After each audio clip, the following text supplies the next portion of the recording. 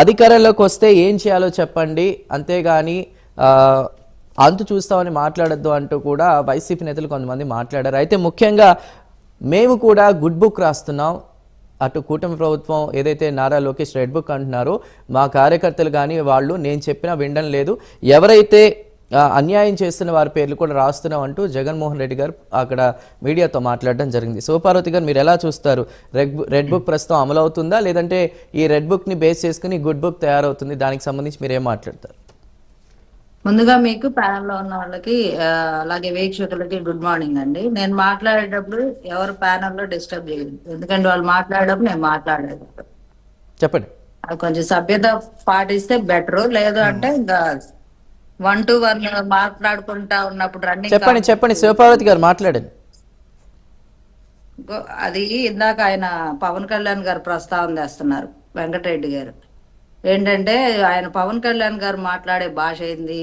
లంబూతులు మాట్లాడారు. ఎప్పుడు మాట్లాడారు లంబూతులు మాట్లాడే సంస్కృతి మీది, ఎందుకంటే లంబూతుల నుంచి వచ్చిన పార్టీ మీది కాబట్టి మీకు ఆబ్వియస్లీ మీది అది మీ ప్రియాంబుల్లో పెట్టుకుంటారు. ఆ లాంగ్వేజ్ పలానా వైఎస్ఆర్సీపీ పార్టీ లాంగ్వేజ్ మీ ప్రియాంబుల్లో ఉంటది. ఆ లాంగ్వేజ్ ఎవరంటే మీ మంత్రులు, మీ ఎమ్మెల్యేలు, మీ కార్యకర్తలు అందరు మాట్లాడే భాష మాకందరికి రుద్దుతారు. ఎందుకు? మాకు రుద్దకండి దయచేసి. ఒకసారి ఆయన పిల్లల సభలో లేకపోతే విద్యార్థుల సభలో పెళ్లిళ్ళు గురించి, పేరెంటాల గురించి, లేకపోతే మీలాంటి వాళ్ళందరూ వచ్చి ఇష్టానుసారంగా నోరుంది కదా అని తాటి మట్టలాగా నోరేసుకొని పెళ్లిళ్ళు, వ్యక్తిగత గురించి ఇదే వ్యక్తి నన్ను ఒక డిబేట్ లో మీ నాయకుడిలాగా నీకు 1-3 పెళ్లిళ్ళ అని అడిగాడు.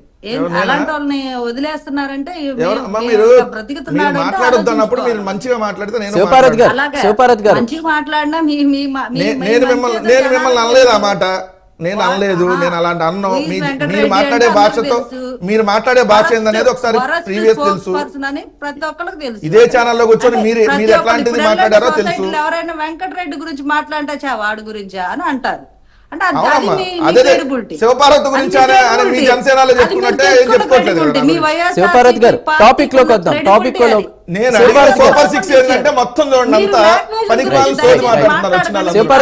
లేదు. శుద్ధపూస మాటలు ఈ రోజు కూర్చొని మీరు మాట్లాడితే చండాలంగా ఉంటది. మనం చేసినంతా మర్చిపోయి ఈ రోజు వచ్చి కూర్చొని పెద్ద ప్రతిభా శిరోమణిలో మీరు మాట్లాడారు అనుకోండి, చూసేవాళ్ళు నవ్వుతారు, ఎంత చూస్తారు మీరు బయటకు వెళ్తే. ఆల్రెడీ బయటకు వెళ్తే 4-5 సార్లు కొట్టడానికి కూడా ట్రై చేశారు, తప్పించుకొని తిరిగారు. మీకు తెలుసు ఆ విషయం. నన్ను కొట్టడానికి ట్రై చేశారు, మిమ్మల్ని వాయించాలని చాలా మంది అటాక్ చేయాలని చూసారు. జనసేన వాళ్ళు ప్రశ్నిస్తే కొడతారన్నమాట. శివపార్వతి గారు ప్రశ్నిస్తే కొడతారా?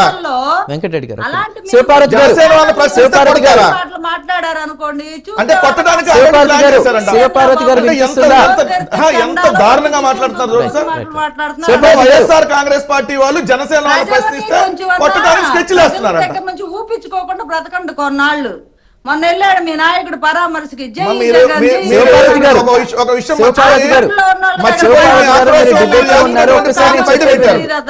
శివపార్వతి గారు వినిపిస్తుందా? నాయకత్వంలో పనిచేస్తారు. ఎంత దారుణం అంటే ప్రశ్నిస్తే కొడతారా వాళ్ళు? ప్రశ్నిస్తే దాడులు చేస్తారా? అంటే నేను వాళ్ళ నాయకుడిని ప్రశ్నిస్తున్నాను, వాళ్ళ పార్టీని ప్రశ్నిస్తున్నాను, కొట్టడానికి స్కెచ్ చేశారు. శివపార్వతి గారు శివపార్వతి గారు ప్లీజ్,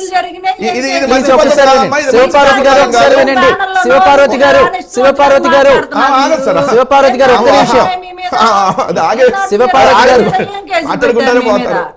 శివపార్వతి గారు ఎలా ఉందో అర్థమవుతుంది అందరికి.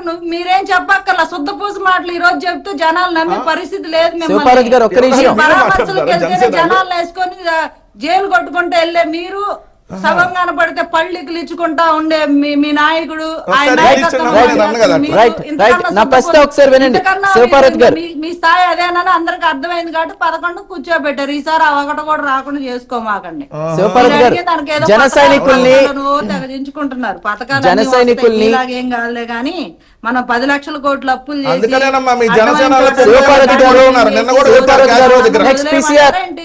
నెక్స్ట్ తెలుగుదేశం వాళ్ళు కొడుతున్నా జనసేనలకు ఏమన్నా ఉంటేనే కదా. తెలుగుదేశం వాళ్ళు మిమ్మల్ని కుక్కలు కొడుతున్నారు అక్కడికక్కడ. జనసేన వాళ్ళు తెలుగుదేశం వాళ్ళు కుక్కరే కుక్కలు అలా కొడుతున్నారు, అలా కొడుతున్నా సిగ్గు మానవ విమర్శలు చేస్తున్నారు. ప్లీజ్. ముందు వాళ్ళ టార్గెట్ చేసుకోండి, మీకు పెద్దిరెడ్డి రవి అది ఇది అంతా ఇంత ఉందా రైట్, మనకి పెద్దిరెడ్డి రవికిరణ్ గారు ఉన్నారు. రవికిరణ్ గారు